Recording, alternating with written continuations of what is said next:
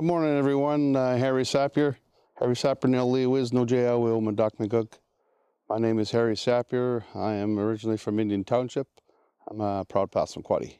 This morning I want to say a morning prayer for everyone. Me ducks, Spunky Gain, Bem Giskok, William Chig Bamosawinog, Magwesolti Egg, Peskotomuhkati People. We joke gamine, till side when you cappy jig, Nagaskida big, up Kodatun at Missun, Nagawleven, till it look at Dinet.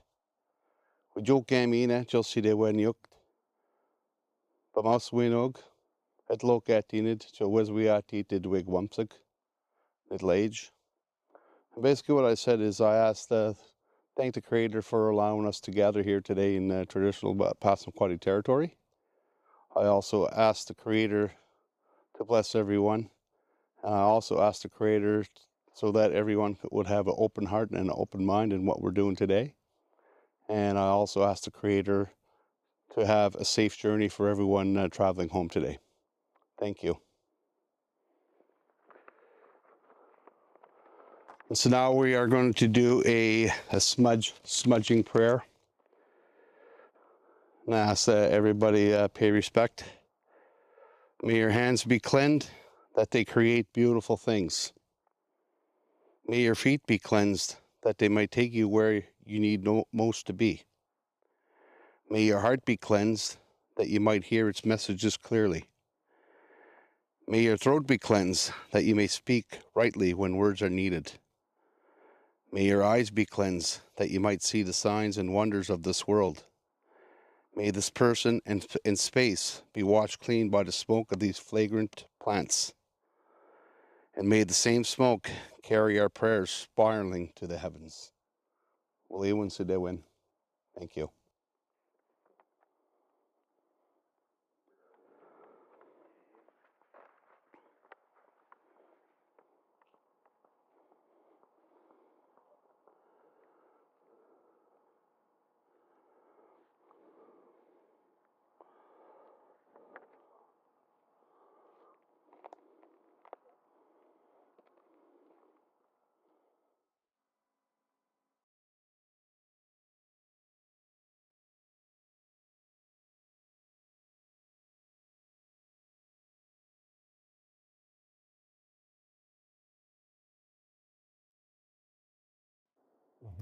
Welcome, everyone.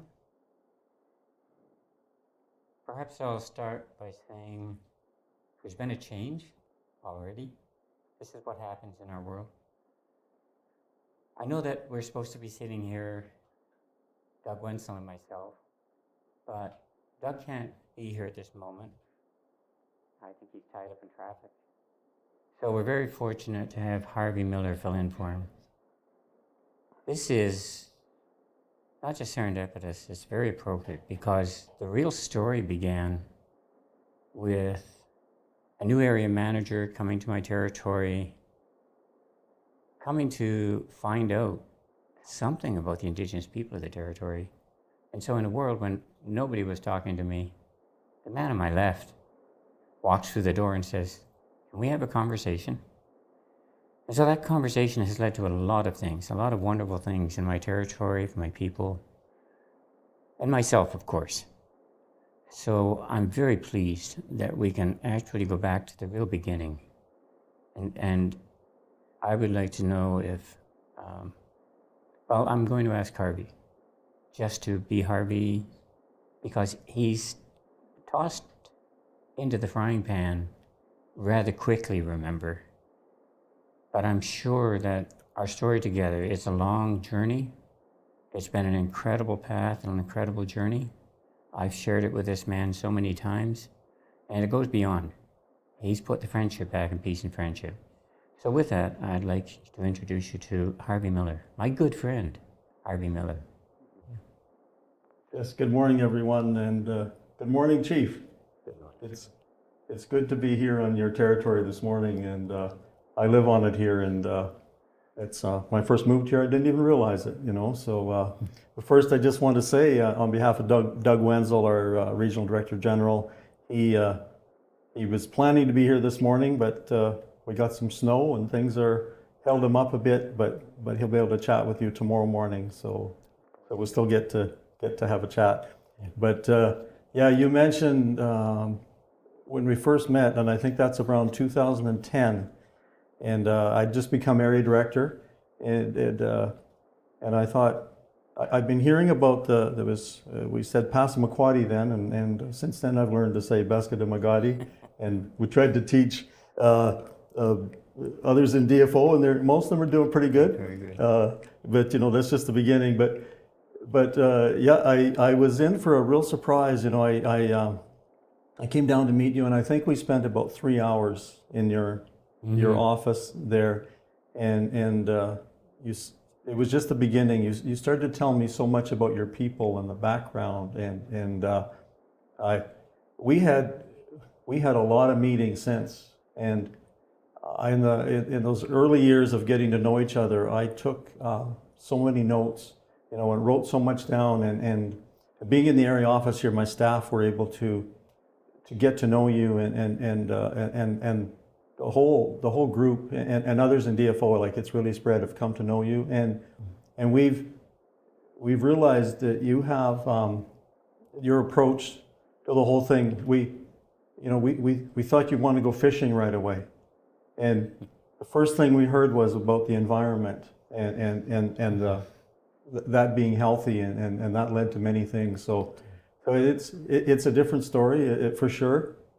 But we just value the relationship we have working with you, and it's been amazing. But this is exciting having this summit today. It's the beginning of much more, I'm sure. So. Absolutely, Yeah. Harvey. I'm really looking forward to getting the show on the road. We have incredible presenters, most of which I personally have not viewed yet. So I have a lot of faith in them. And I usually pride myself, which is a disgusting thing to say, but I do in the way I like to connect people, especially those who have just come to the territory, so that they can see something other than a beautiful tourist town. We like to introduce them to heart and soul. Harvey, of course, is one of those folks. But I've got to tell you, I think Harvey's embarrassed me more than once, because when it comes to connections, he's brought some pretty awesome people into my world. The DFO people that were put together for this event, and I have to go back to Doug Wenzel again. I can never say thank you enough to Doug, never say thank you enough to Harvey. And the truth is, sending me the team that they sent me, we call ourselves Team Summit. And this team has outperformed itself. But Harvey, our relationship is rich. The people he's brought to my world are incredible. They do more than talk. They do more than just listen. They hear what we're saying. As a result, that's where this summit comes from, basically. When people actually listen to your words, they can give meaning to it. Let's be honest. We're a minority. We don't have a lot of control over a lot of things, and we rely heavily on the majority. So you need our voices to resonate from within the majority. And the people that have carried those voices are the people beside me, the people on this screen, and of course, Doug himself. I'm very proud to know these folk. I'm very proud to have worked with him. And I look forward to a lot of things that I think we can do together. And it's going to go beyond fishery, let's be honest. Indigenous peoples, it's about territory, the people. It's got to be about everything. And somewhere in there, we need more of the good people that will come to the plate. So Harvey, once again, I just can't say enough. I know that we've gone through not just the Indigenous learning curve, but my career with DFO also gives me that appreciation of science and knowing that DFO has a big role to play. Also thinking that I've watched and I've seen some of the mistakes along the way. I know we don't like to admit our mistakes, but it's important that we do. And once we identify those, we can fix them, but we have to talk about them. So once again, Harvey, I don't know what I'd do if we didn't start the conversation. And don't think I don't remember the only reason we have a conversation across that border is because of two people. Harvey connected with a really incredible biologist from Fish and Wildlife in the States, Alex Hoare, and they found a project that would transcend the border. It allowed us to put science on both sides of the border. It allowed us to put Indigenous people right in the middle of the picture. And these are the connections that come from our relationship. I'd like to be quiet for a minute and listen to Harvey. He's really got a lot to say. I could just keep listening to you. I wish I had my notebook, keep taking notes because I keep learning so much. But you said about relationship, and people have to have a relationship with who they're working with to be able to work together and listen and understand each other. As in DFO, we have a lot of programs. We're complicated, and sometimes things move slowly because we go through all those things. But it's the people. It comes down to it. It's getting to know people, and people can make change. And I remember. I wish I could have found it. I was thinking it'd be great to play at this summit. And you mentioned Alex Hoare and the work we did, Hands Across the Border and all that. But I was working in BC as a park ranger before I came with DFO, and I remember my partner.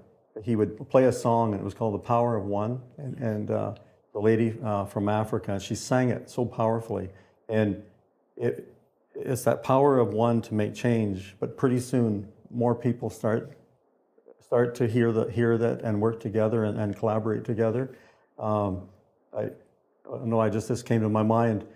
I read one time, I think it was in Europe somewhere, and it was in the late 1800s. They didn't have electricity, and there was this town that had a lot of crime, and this fellow thought, what can I do to change it?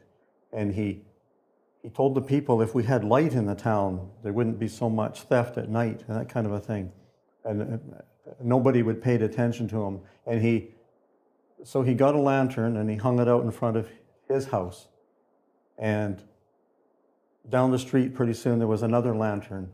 And people started, and pretty soon the whole town lit up. And the crime went down. So it's people catching on. And one thing that I've quoted you a few times on this one, because I said how things can sometimes go slow, and you've said, if they say if they say it can't be done, you'd say it just takes a little longer. But I've had to change that a little bit lately because you've corrected me on that a little bit. You've said there's some things that are urgent. And we have to start taking action. And I work a lot with salmon, and numbers are getting so low. The fish have been very good to hang on and do what they can as long as they can, but they need help. And that's just one example. And so we do really have to be doing things. They're telling us things. The fish will do well if we give them a chance. Mm-hmm. They want to live. They want to multiply. They want to grow. And if we can, Eric and I will be talking a little bit tomorrow, so I won't say too much about it, but about St.Croix River. But if you in Skutik River, if you give them a chance, they will really respond. And the whole thing's all connected together. And I know that's what you're trying to do, and we're starting to see change. Mm-hmm. So that's what this summit's all about, and people will, actions will come out of this, and that's what's great. Yeah. No, thank you, Harvey. A lot of reminders in there as to what we're actually trying to do. where the summit comes from, where we hope it will go. Yeah, we've been through this so many times in so many conversations with so many people. But I think maybe I'll go back and say there's another story. I'm sorry, this is what Indigenous people are going to do to you. They're going to tell you stories. And this one is about running into Harvey in the hospital in St. Stephen. Now, I know you won't talk about Harvey because that's just what Harvey is like. He's not going to tell you all the good things he's done, so I can do that for him. So, who spends Sundays in the hospital going through talking to people that can't get out, that aren't healthy, that need that conversation, that voice? And the way I look at it, this is what you're doing here. We have a river that needs help. There's an illness going all through it in different ways. The fish are in trouble. So I don't think it's any different from what you're doing in life for the human animal that you're doing for my territory, my people. But still, it's getting the messages out there, making sure they're heard, and getting to just what Harvey said. We need to see some action. The creatures are waiting. A lot of people are waiting. The leadership should be coming from the highest authorities in the land. Unfortunately, it hasn't always manifested itself that way. So I think we have to find a way to get back to individuals, getting back to groups, organizations, people who will make that difference. Harvey talks about the power of one. It's actually a movie too that it's very inspiring. And I think we need to encourage people to do that. Quite often, we're very dependent upon what we see and hear, especially out of the media, the electronic world, if you will. I think we have to start looking around at what's real. I think we have to stop playing Disney videos. I think we have to go outside. I think there are real voices out there that are trying to be heard. Some of them are very painful.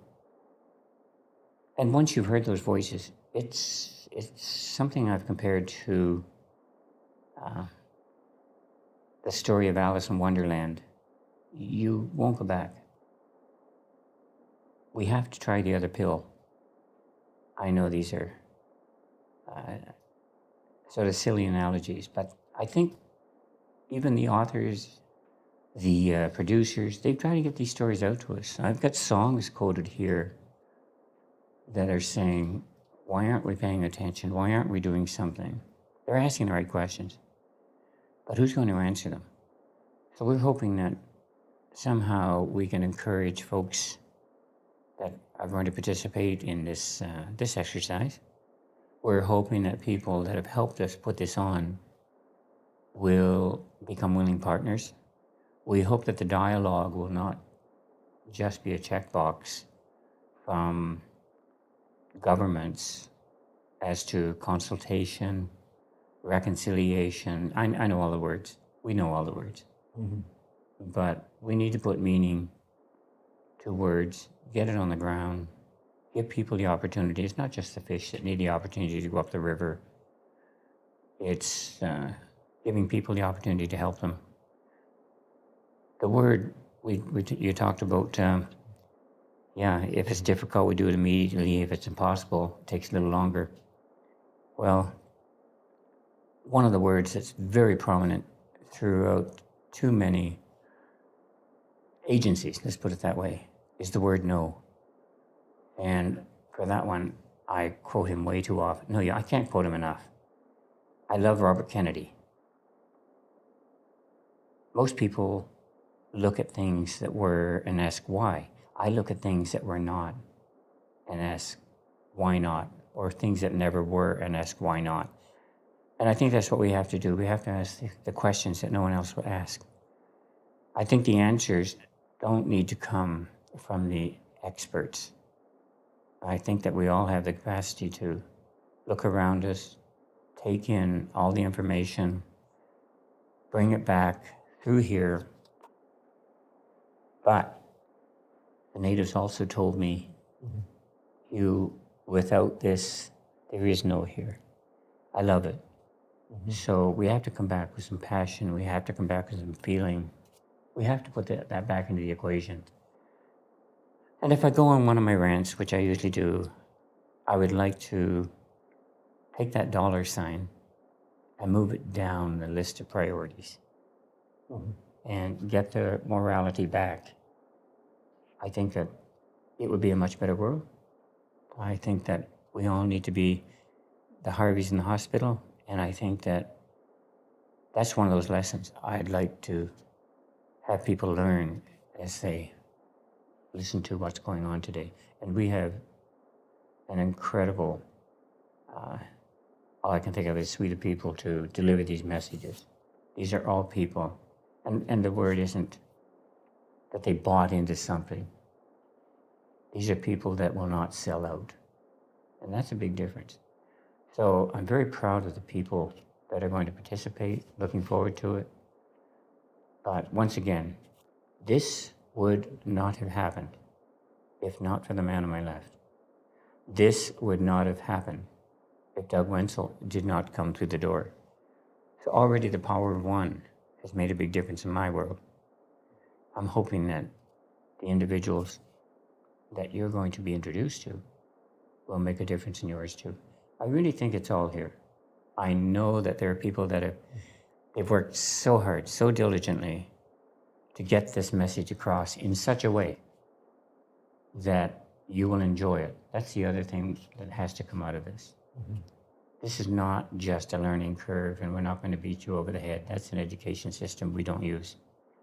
You need to enjoy it. Enjoy what you're going to hear, see. Enjoy the messages. And I think that that's where this is going to go. That's my hope. Yeah, you're exactly right.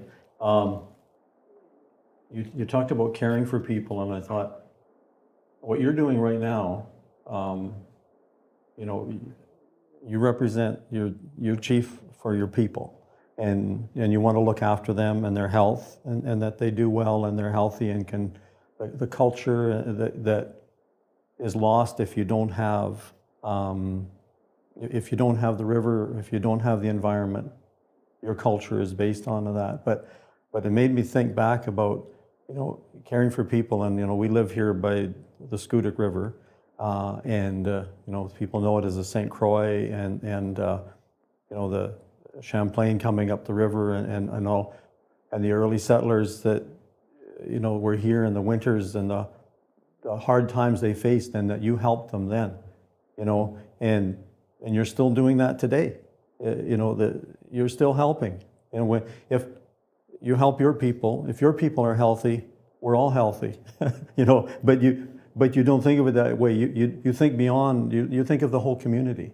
You know, and so I try to do it, but I think you should tell it, because I've heard this story a few times, and I wrote it down. It was one of the first things I heard when we met with you, and I think it's one of the employees that works with me in the Canadian Shellfish Sanitation Program, Jeff Dion, and he talked about the wooden bowl and the spoon, and you know, we were talking about clams, but just before you even say that story, I was a fishery officer, and I knew about clams, and you know, I worked over in Nova Scotia and Digby, and a clam was a clam to me.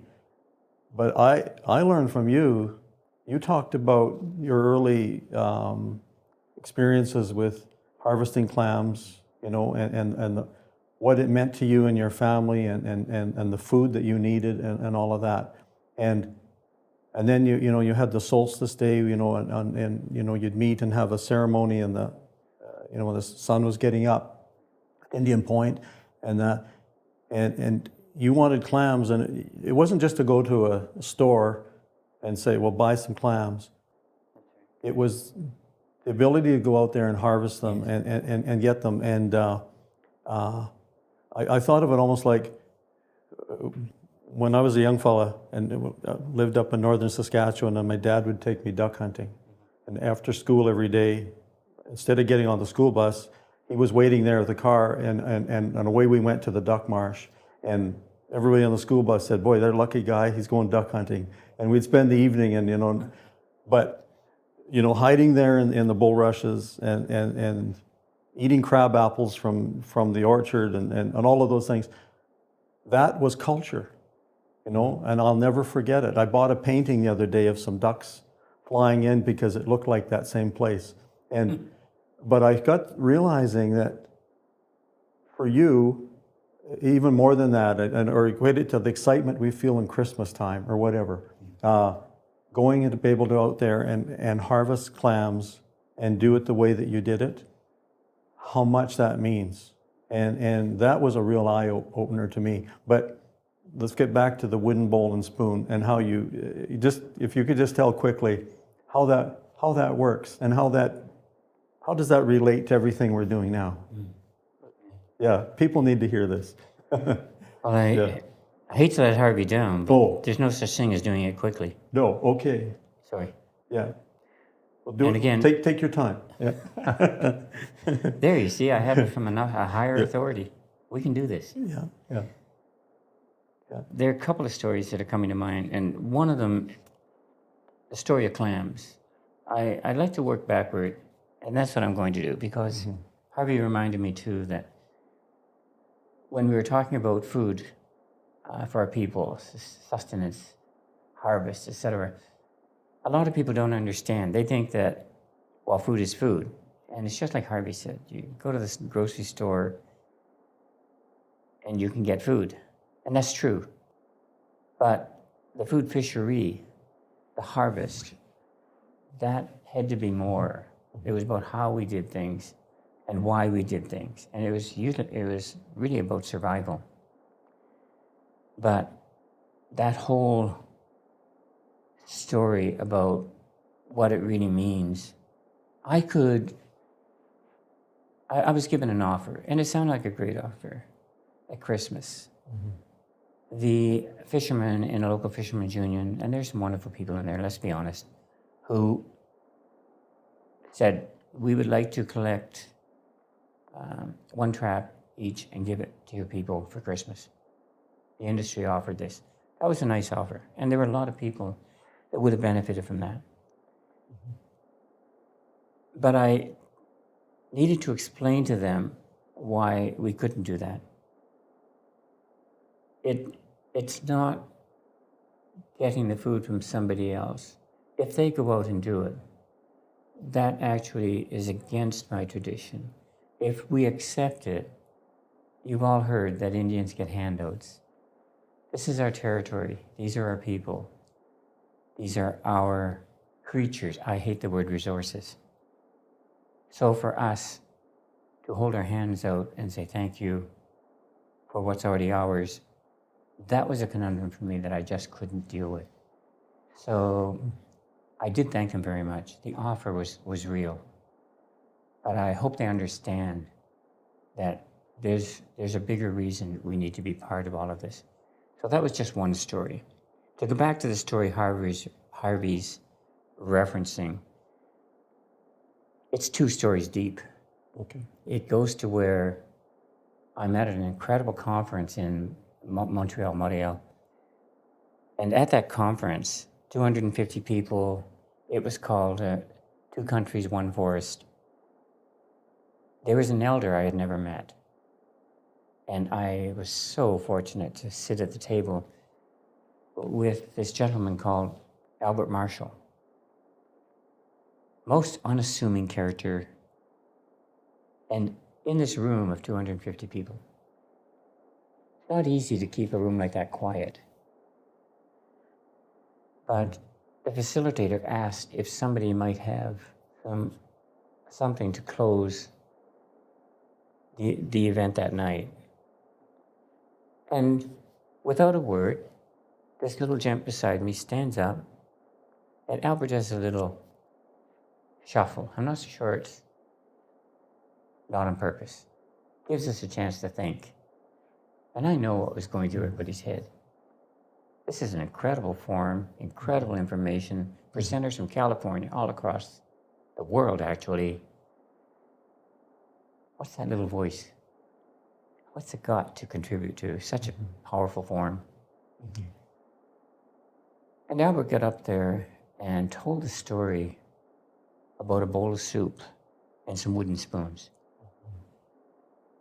And when Albert went back to sit beside me, I think I was the proudest person in the place, just to be in this aura. Not a word, not a peep. You couldn't say anything when he finished. But that's the power of Albert Marshall. I'm going to relate the story with another story, and I can connect this all together, but it goes like this. I was in an event, asked to speak at an event put on by ICE and PEI, another environmental group. And we were talking about the relationship, talking about how we need to work together, and talking about the Mi'kmaq and the Peskotomuhkati and the different groups that were there. And I look up, and there he is, that special little guy who was sitting at the back of the room. And my heart just took off. And I said, you know something? What we need in this room is a story about wooden spoons. And there's the guy that has the story. So I was at the mic and I said, Albert, would you please come up and tell your story? Everybody here needs to hear it. And Albert looked at me and said, no, you tell it. But Albert, it's not my story. You tell it. You don't wait for an elder to tell you 3 times before you listen. So I told this story. It's a native guy. And he goes to meet God. And he said, God, I'm struggling with something. I'm hearing all these things from the newcomers, but I still can't get it. I need help. Can you please explain to me the difference between heaven and hell? So God takes him over to where there are 2 doors. And he takes this fellow through the first door. And there's a big bowl of soup. And he looks around the table, and all this food, nobody's eating because their spoons are so long. And he looks at God and says, I'm not so sure I understand. What am I looking at? He said, these people are starving with all that food. And God looked at him and said, I just wanted to show you, this is hell.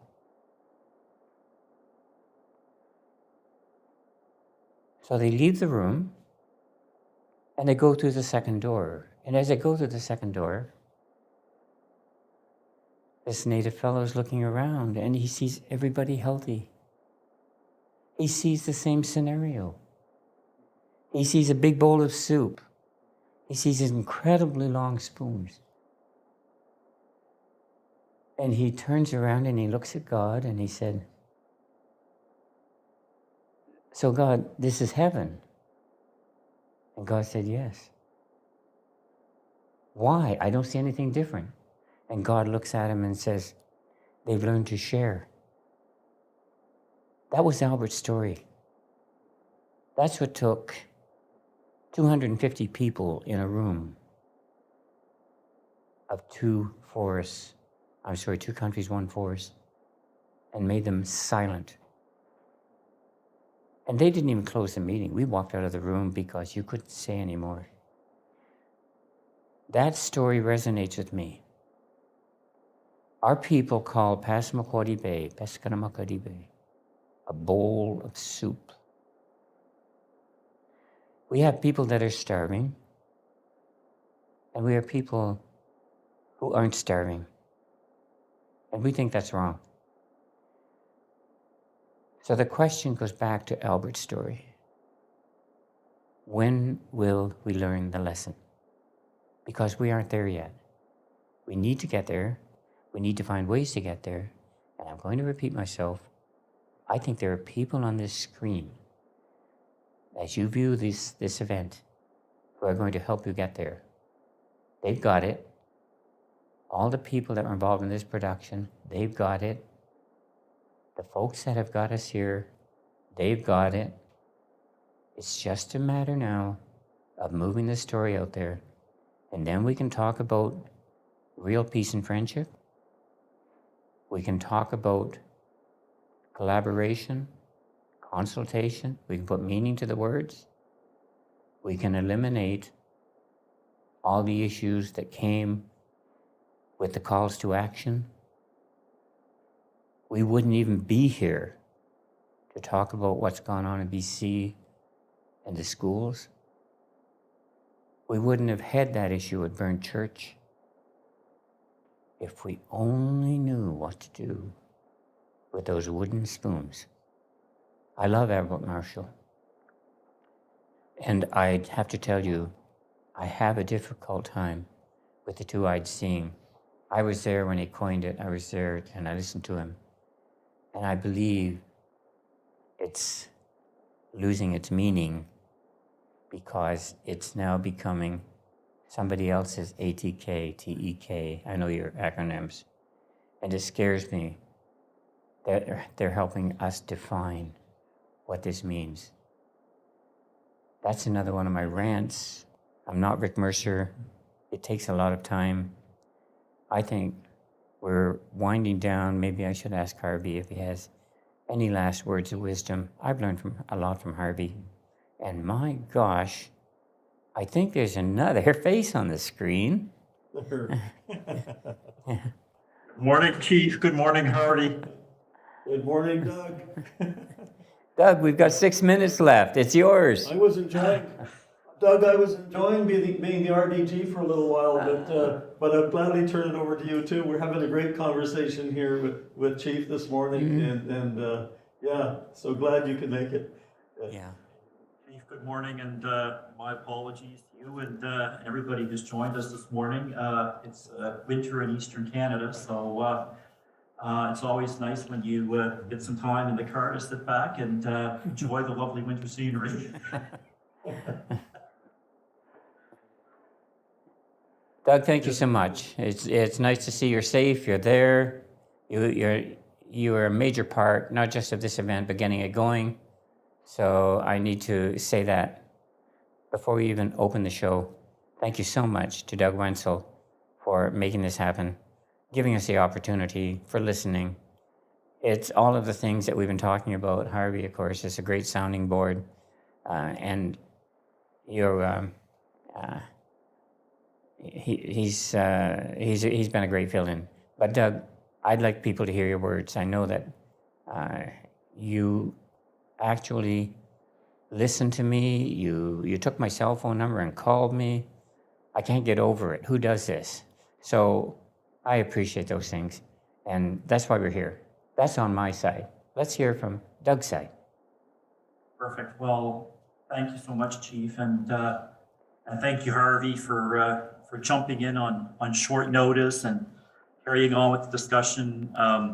Chief, look, I just want to sincerely thank you and the community for the opportunity to join the summit over the next 2 days. I wish I could be there in person to join you in the conversation on the traditional territory of the Peskotomuhkati people. But as our lives have shown over the last 2 years, technology can work, and I just think it's going to be a great opportunity for us to have some good discussions with everyone joining, either in person or over Zoom. And as I look at the agenda, I think we're going to have some really fantastic discussions over the next 2 days. maybe before I start, I just want to say that this summit, in my mind, is really, really important for a couple of different reasons. I think, this gives us an opportunity, and something that I certainly am grateful for whenever Chief and members of the community have an opportunity to sit down and chat. But this is going to give us a chance to bring everybody together to learn a little bit more about the Passamaquoddy people, their history and their culture. In some cases, and for some of you who are joining us, the summit may be the start of a conversation. While for many others, this is going to be a chance for us to continue the dialogue that we've been engaged in for some time now with the chief and with members of the community and members of his team. And it really provides us an opportunity to step back, to get away from the busyness of the important work that we all do, whether with the Department of Fisheries and Oceans, or I know there are folks who are joining us from many other organizations and groups, but to sort of pause, take a little bit of time to listen and to learn from the various perspectives. As many of you know, we've got a new minister for Fisheries and Oceans Canada, Joyce Murray, and I've had the opportunity to engage with the minister on many topics that are important to her and important to the mandate essentially that she has to deliver on for the government of Canada. And for folks who have read Minister Murray's mandate letter, you'll know that she has a very clear focus on conservation, but equally important on restoration and rejuvenation of our ecosystem. And it really stresses the need, I think, for us to pursue further reconciliation, to work in partnership with Indigenous peoples and really listen.